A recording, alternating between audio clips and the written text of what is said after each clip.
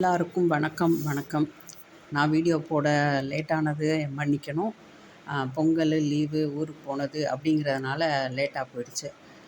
பெண்ணின் மனசு அப்படிங்கிற தொடரில் இளமை காலம் அப்படிங்கிற ஒரு இன்ட்ரோ நான் கொடுத்துருந்தேன். 5 இன்ட்ரோ கொடுத்துருந்தேன். போன சனிக்கிழமையே நான் போஸ்ட் போட வேண்டியது போட முடியாமல் போயிடுச்சு. எல்லோரும் என்ன மன்னிக்கணும். எல்லோரும் எதிர்பார்த்துட்டு இருந்திருப்பீங்க. இன்றைக்கி தான் எனக்கு டைம் கிடச்சிது. சரி இன்றைக்கி போட்டுடலாம் அப்படின்னு. இதில் இளமை காலம் அப்படின்றத பற்றி நம்ம பார்க்கணும்னு சொல்லிகிட்டு இருந்தேன் இல்லையா. இந்த இளமை காலத்தில் இளமை பருவம் அப்படிங்கிறது எல்லாருக்குமே இனிமையானது. சுகமாக சந்தோஷமாக சோக துக்கம் எதுவுமே தெரியாமல் ஜாலியாக நம்ம சுற்றிட்டு இருந்திருப்போம்.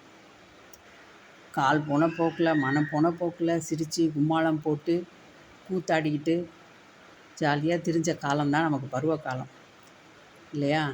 இது எல்லார் வாழ்க்கையிலையும் வரும், வந்திருக்கோம், வந்து போயிருக்கோம், இப்போ நடந்துக்கிட்டு இருக்கோம். ஆனால் இது எல்லோரும் அந்தந்த கரெக்டான அந்த டைமில் அதை அனுபவிச்சுருந்தோம்னா அதோட சந்தோஷமே வேறு. அது நம்ம யாருக்குமே அது தெரியறதில்ல. நம்ம இப்போ இளமை காலத்தில் இருக்கோம், பருவ காலத்தில் இருக்கோம் அப்படிங்கிற ஒரு சந்தோஷமான ஒரு அனுபவமான நல்ல நாட்கள். அது நம்ம வாழ்க்கையிலே மறக்க முடியாத அந்த நாளை நம்ம யாருமே அனுபவிக்கிறத தவறிட்டோம். நல்லா நம்ம அனுபவிச்சுருந்தோம்னா கடைசி வரைக்கும் அதையே நினச்சி நம்ம சந்தோஷப்பட்டிருக்கலாம். நிறைய பேர் அதை தவறியிருப்பாங்க அனுபவிக்கிறதுக்கு. சந்தோஷம் எல்லாருக்கும் வாழ்க்கையில் நிரந்தரமாக இருக்கிறதும் இல்லை. அந்த சந்தோஷ காலம் நமக்கு எல்லார் வாழ்க்கையிலையும் எப்போ வரும் எப்போ போகும் அப்படிங்கிறத எதுவும் தெரியாது. அப்படி தான் நானும் இருந்துட்டேன். சந்தோஷமான காலம், இதுக்கப்புறம் நம்ம கஷ்டப்பட போகிறோம் அப்படிங்கிறது எதுவுமே தெரியாமல் நானும் அப்படியே சுற்றி திரிஞ்சிட்டு இருந்தேன் ஜாலியாக. அவ்வளோதான். நான் ஒரு அக்கா 2 அண்ணனோட பிறந்தவ தான். ஜாலியான குடும்பமாக இருந்திருக்கணும். ஆனால் எங்கள் அக்கா அண்ணன்லாம் அந்தளவுக்கு ஜாலி டைப் கிடையாது. நான் தான் கொஞ்சம் படபடன்னு பேசுகிறேன். எங்கள் வீட்டில் வேறு யாருமே பேச மாட்டாங்க. அதனால் அந்தளவுக்கு குதூகலமாக சந்தோஷமாக வீட்டில் இருக்க மாட்டோம். வெளியில் போனால் தான் கொஞ்சம் ஜாலியாக இருக்கும். அந்த மாதிரி தான் நான். இதில் வேறு நான் புதன்கிழமை பிறந்ததுனால நான் ரொம்ப அதிர்ஷ்டக்காரின்னு அப்படின்னு எங்கள் அம்மா அடிக்கடி என்னை சொல்லுவாங்க. புதன் கிடைச்சாலும் பொண்ணு கிடைக்காது, நீ புதன்கிழமை பிறந்திருக்க, ரொம்ப அதிர்ஷ்டம் அதிர்ஷ்டம் அப்படின்னு எங்கள் அம்மா சொல்லுவாங்க. ஆனால் அந்த அதிர்ஷ்டம் எனக்கு கொடுக்க வேண்டிய காலத்தில் கொடுக்கல. கால தாமதமாகி வயசானதுக்கப்புறம் தான் எனக்கு கொடுத்துச்சு. ஆனால் கொடுத்துச்சு. நான் இப்போ அனுபவிச்சுட்டு தான் இருக்கேன். அதனால் அது வரைக்கும் எனக்கு நான் கடவுளுக்கு தான் நான் நன்றி சொல்லணும்.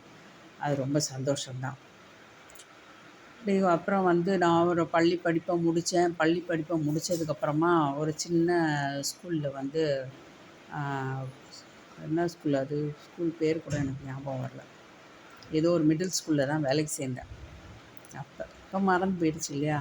மிடில் ஸ்கூலில் தான் வேலைக்கு சேர்ந்து அங்கே என்ன மாதிரி அங்கேயும் எல்லா டீச்சர்ஸும் இருந்தாங்க. அப்படியே எல்லார் கூடயும் அப்படியே ஃப்ரெண்ட்ஸ் ஆகி ஜாலியாக சுற்றிட்டு ஸ்கூல் எக்ஸ்கர்ஷன் போகிறது, டீச்சர்ஸ் எக்ஸ்கர்ஷன் போகிறது. அப்புறம் புதுசாக படம் ரிலீஸ் ஆனால் உடனே போயிடுவோம். உடனே டிக்கெட் புக் பண்ணிவிட்டு எல்லா டீச்சர்ஸ் எல்லாம் சேர்ந்து உடனே போயிடுறது, மூவிக்கு போயிடுறது. இப்படியெல்லாம் ஜாலியாக நல்ல ஜாலியான நாட்களாக தான் இருந்துச்சு. இன்றைக்கி நினைக்கும்போது தான் தெரியுது எவ்வளோ ஜாலியாக நம்ம இருந்திருக்கோம் அப்படின்னு. ஆனால் அந்த ஜாலியை அப்போ நம்ம அனுபவித்தோமான்னு கேட்டால் இல்லை. அப்போ அதுவுமே நமக்கு ஒரு மாதிரி போரிங்காக தான் இருந்திருக்கும்.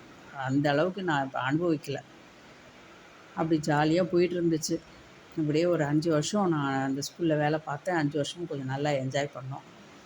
அதுக்கப்புறம் எல்லார் வாழ்க்கையிலையும் வரா மாதிரி ஒரு திருமண பந்தம் அப்படின்னு ஒன்று என் வாழ்க்கையிலையும் ஏற்பட்டுச்சு. அவ்வளோதான். ஊர் விட்டு ஊர் போனோம்.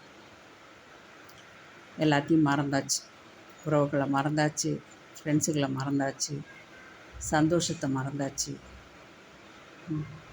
ஏன் நம்ம கூட பிறந்த அக்கா அண்ணனையும் சரி, நம்மளை பெற்ற அம்மா அப்பாவையும் சரி, எல்லாத்தையும் மறந்து எல்லாத்தையும் விட்டுட்டு இந்த புகுந்த வீட்டுக்கு போகும்போது நம்ம எவ்வளோ இழக்கிறோம்.